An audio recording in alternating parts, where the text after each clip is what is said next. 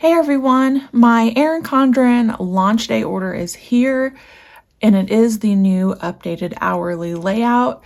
So I wanted to continue on with my PlannerKate sticker testing.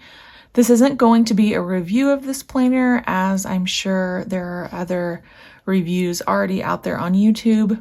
But for today, we're just going to be looking at PlannerKate sticker testing. So I did get the canvas, which is a neutral planner, and I paid, I think it was like $5 extra for the 18 months. That gives me extra room on my coil, but it also gives me some months here in the back that I won't be using that I can do my sticker testing in. So obviously in July, I would be getting my next year's LifePlanner since I do the academic start. So for today, I'm going to use the July 2024 pages, and we can kind of talk about how the stickers fit on the weekly planning pages. Let's talk about the changes. Very quickly, they added these two habit trackers to the bottom of the sidebar. There used to be the mini calendar down here. They've moved the mini calendar to the top, and it has the month and year above the calendar. And then it looks like we still have a 6 a.m. start with a 7 p.m. end time. Now, the part that I really wanted to look at were these headers and then the addition of this new extra line here. So I do have the PlannerKate strip header. I use this other second half on my vertical sticker testing, so I'll link that for you. But I did want to see what the strip headers look like in this new layout. Looks like it's going to come down into that new top bar. I guess we call this the bottom bar, so I'm going to call this the top bar. I don't know why I'm struggling so much with this.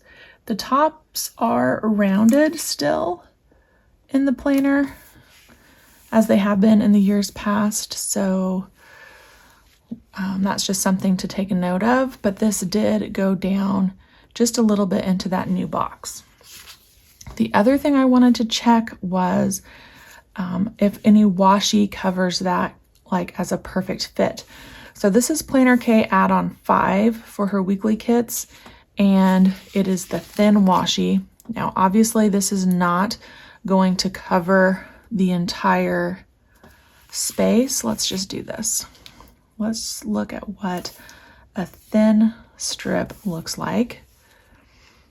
Obviously you could do that here if you used a strip header. Let's also look at some standard size washi. So I'll flip to a new page here and see, is it the same width? It's not. So that new top bar is just a little bit smaller than a standard washi strip. Okay, so trim that down, kind of see that. Now we have this medium size as well. So we'll try one of those, and it looks like obviously it's going to fit.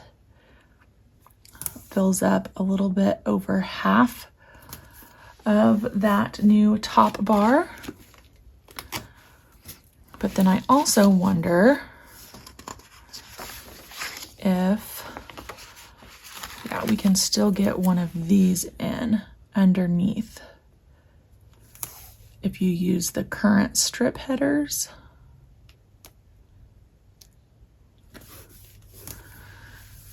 And then you still have just a little smidge. So depending on if you have to have your stickers fitting perfectly, that might influence what type of washi you put up there, or maybe you're even planning on using that space as planning space for weather or a tracker or something like that. So maybe you're not covering it up with stickers at all.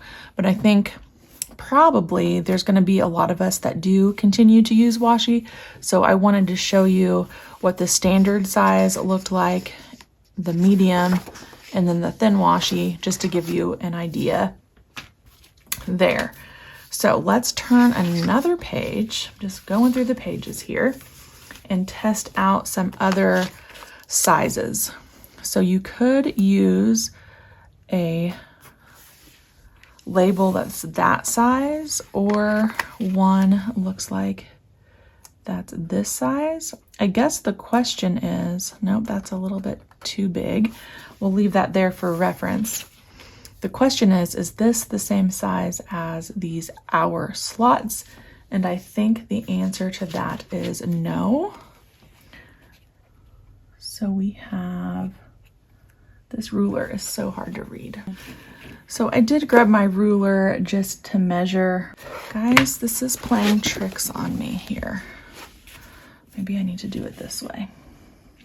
I want to make sure that I get this absolutely perfectly lined up, so I'm not giving you the wrong thing. Yeah, 1.4 on the top bar, and then the hourly slots are 1.3 centimeters. Now that we have that measured, let's look at some of our other standard size labels. We will look at these off of the sampler. Again, I used some of these in my vertical testing. This is a skinny appointment label. And we'll use a decorative label on this one. That's almost, if you don't go by the width of the column and just the height of this box, really these are just about the perfect size. And then I did want to see, we'll do a couple of things. So we have, look at a brush stroke,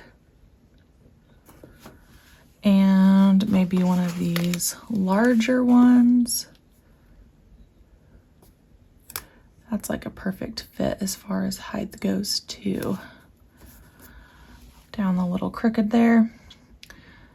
And then we have the super skinnies. Obviously those are gonna fit. I wonder if we could get 2 of those in there.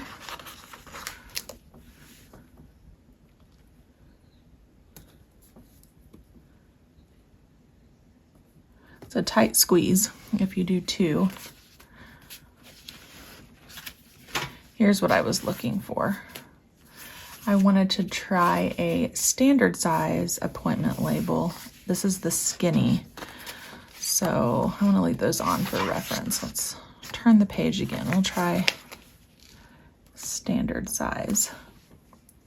So you can see what that looks like.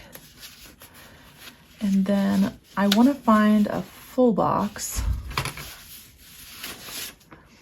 so we can talk about this calendar. So let's try a full box. I think if I line it up at the top of this header line, it's still gonna cover. So yeah, if you wanna cover up your calendar, if you don't wanna have to see that every week, if you don't use it, you can cover it up with the full box and you still have plenty of room on your sidebar.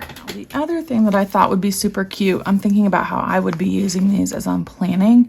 These flags on the functional sheet G might be super cute up here. Yeah, I like that a lot. And then you still have room to write next to that. Let's see if there's anything else. So if we do the strip header, let's see this. Might be fun to layer it. Now the other thing to note is that the holidays are in these boxes.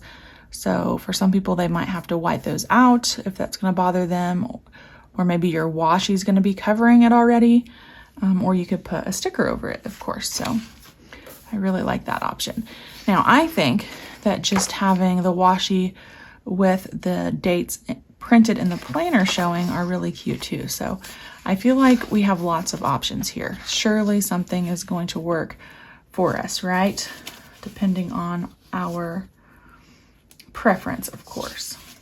All right, let's check one more thing. So PlannerKate has this sheet D, and this sheet is specifically currently made for the EC Hourly, and I think that these will still line up. I don't think that the spacing between these half-hour slots has changed, but just in case. Nope, that's a perfect fit.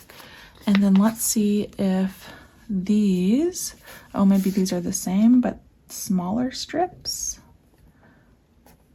Yep, those work too.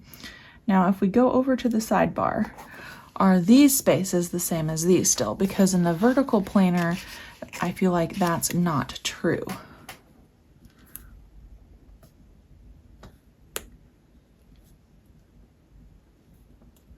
Nope, they're still the same. That's awesome. So if you have current PlannerKate checklists for the hourly planner, they will work in the new 23-24 Erin Condren hourly layout that has just those minor adjustments.